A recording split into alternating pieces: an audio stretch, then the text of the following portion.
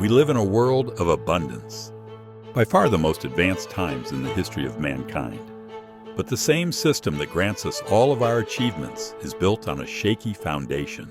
Inflation is causing stress. Bad news about prices in the grocery store. Historically high inflation. This could be the most serious recession in decades. And that means life, as most Americans know it, is about to change, in some cases dramatically. Where does it come from? Do you just print it? We print it digitally. We call this capitalism. But what if this system is actually not capitalism, but something much worse? Simply flooded the system with money. Yes, we did. That's another way to think about it. We did. First, let's understand what capitalism actually is. It is a form of economy and society based on free competition and the individual's pursuit of capital ownership. The rules are pretty simple. In order to generate money, aka capital, you must provide other people with added value in exchange for their capital. It is based on voluntary cooperation. You have to provide value to others to get money. The more value you provide, the more money you get. Creating wealth through voluntary cooperation is the foundation of civilization and a positive-sum game. We can all get wealthy. We all can create value to other people and get rewarded for it. Under capitalism, as I have just described it, there would be no need for additional money. All participants exchange the money that is in circulation, creating products, services, and innovations in this way. In the long term, everyone has a better standard of living, while prices fall as a result of technological progress. But that's not how our system works. Tons of new money are constantly coming into circulation in our economy. And the way this happens is very shocking. There is this thing called the Federal Reserve System, a cartel of private banks which is ironically neither federal nor does it has any reserves. This institution has the privilege to print money out of thin air. And with this simple move, it undermines a solid monetary system that has functioned reliably for centuries by granting banks an extraordinary privilege. The historical role of a bank is actually to hold the money of its customers and, if necessary, to issue loans with this existing money and generate a profit from the interest. Because they could not create money out of nothing, they had to be very careful to only give loans to those who could pay them back. A bank was subject to the same economic rules as any other company and had no special rights. But today, banks have the sovereignty and privilege to issue loans through newly created money. This is the so-called fiat money. This small but subtle difference turns the entire system on its head and turns capitalism into fiat capitalism. Almost all fiat economists believe or pretend to believe that issuing money out of thin air on demand is an ingenious financial innovation that magically creates new resources and promotes economic growth, when in fact it simply leads to a devaluation of the currency and therefore inflation, as can be seen from the US dollar, which has lost over 96% of its value over the last 110 years.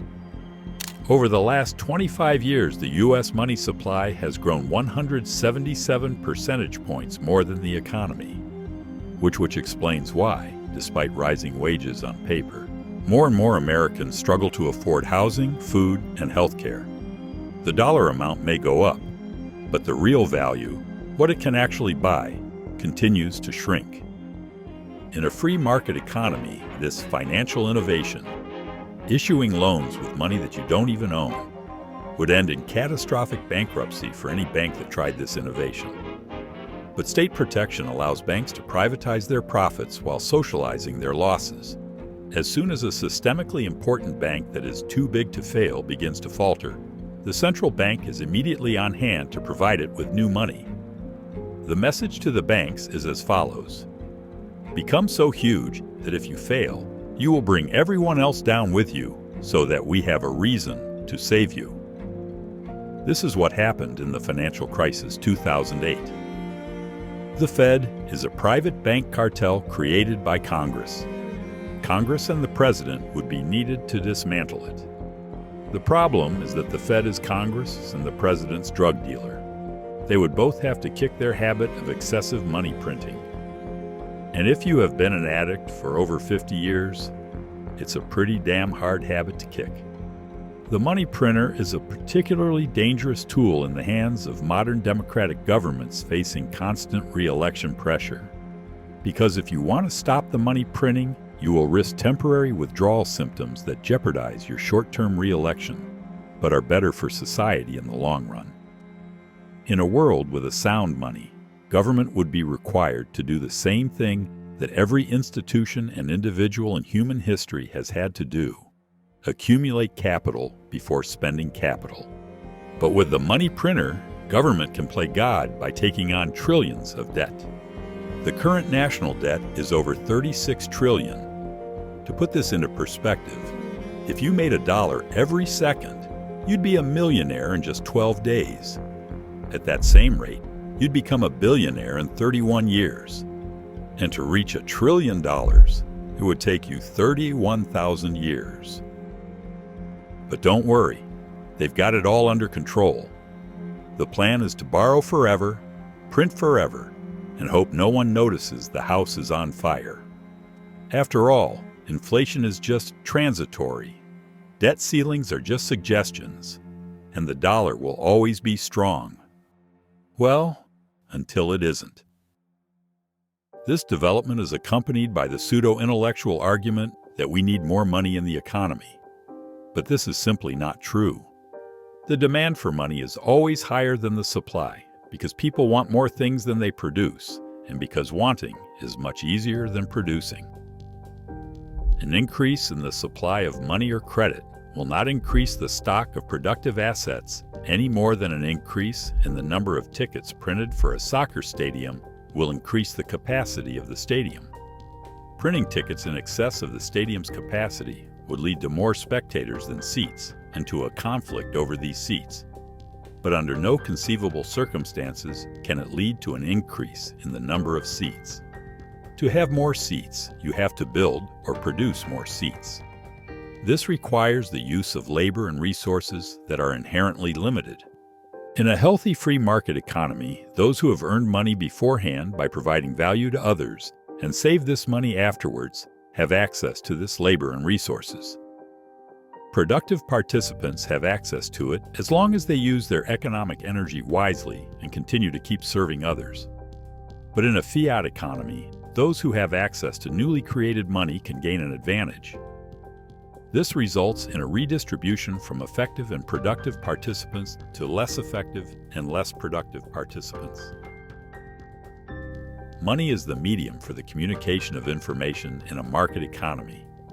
Profit and loss are the signals that ensure that the most productive companies continue to make profits and receive the necessary resources to produce more, while those who are unproductive lose their resources and thus no longer waste them. In an economy with hard money, which means limited money, a business can only survive if it produces something of value for others. At all times, all functioning businesses must be productive and profitable.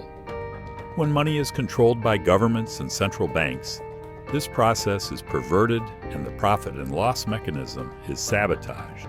The prerequisite for survival is then no longer productivity, but political acceptance and subservience. Those with good connections to the state or banks receive subsidies or loans with money that is created out of thin air. Unproductive but politically favored companies can survive for decades and continue to waste resources, while productive and politically disfavored companies can go bankrupt. The ability to generate fiat money by issuing debt means that individuals, corporations, and governments have a strong incentive to go into debt. Those who take on debt have an unfair market advantage over those who save their money, creating a vicious cycle of endless borrowing. Additional debt leads to new money in circulation, which leads to a loss in the value of money. The loss punishes savers and incentivizes them to take on debt. This system can't be fixed because it's not broken. It works exactly as intended. The incentives and mechanisms are set. If you play the fiat game to the end, the only logical outcome is that those who get free money end up owning everything. And the hybrid of productive market economy and unproductive fiat economy is increasingly developing into the latter. It tears apart the whole fabric of stable economic relationships, and eventually the currency will collapse. This can happen quickly, as we have seen dozens of times in third world countries that experienced hyperinflation, or it can stretch over decades with less potency, as in the case of the United States. But the end is fundamentally the same. The problem is not capital accumulation, which you can only accomplish by serving your fellow man, but the opposite, debt accumulation. Capital accumulation makes people drop their time preference, defer immediate gratification, and invest in the future. Debt-fueled mass consumption is as much a normal part of capitalism as asphyxiation is a normal part of respiration. Declining living standards, deindustrialization, extreme inequality, unemployment, recessions, and debt are not economic problems. They are symptoms of the only real economic problem, and that is inflation through fiat money devaluation. The job of fiat economists is to convince you that inflation is the solution to these symptoms, not the cause. You could see a vast conspiracy behind it, but it's simply a chain of historical events since the founding of the Federal Reserve in 1913, to the 2 world wars, and finally to the abolishment of the gold standard in 1971. By that, humanity has stumbled gradually into a self-destructive monetary system. The story of fiat money is a dystopian story about a species that suffers from the system itself created. The important question is, how do we get out of this mess? Is there an actual cure? As most people think fiat capitalism is capitalism, they turn as the only alternative to a thing called socialism. And it's social, right?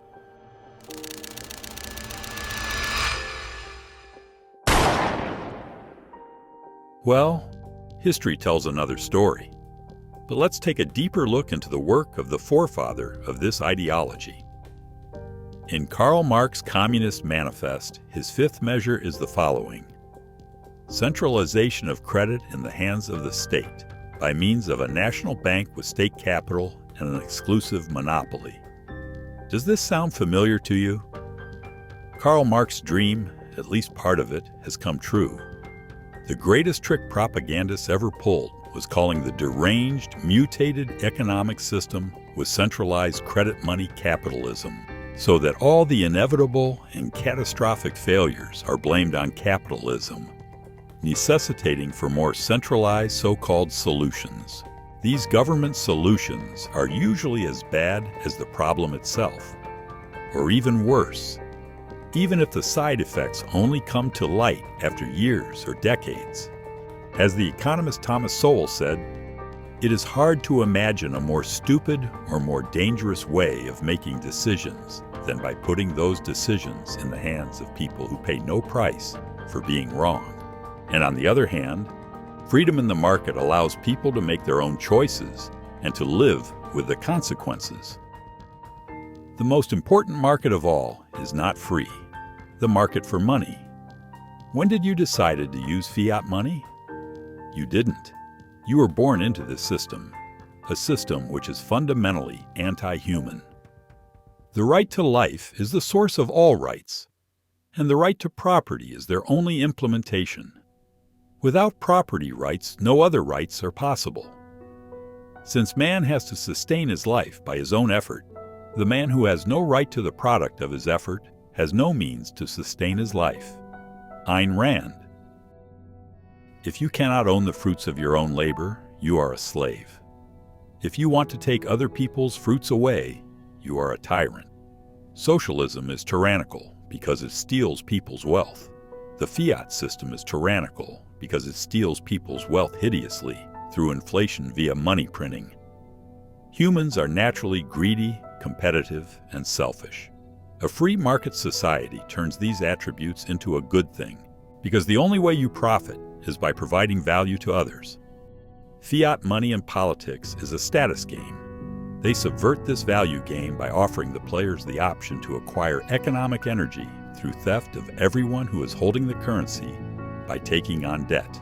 Then, after a few years or decades, everyone acts surprised that those who stand near the money printer end up owning everything. People who don't understand the difference between capitalism and fiat capitalism then blame free market capitalism and demand more central bank intervention to fix it, which only makes it worse. The best economic system is the system that appears if you leave people alone, because people know the best, what's best for them. You let people choose the products they want to produce.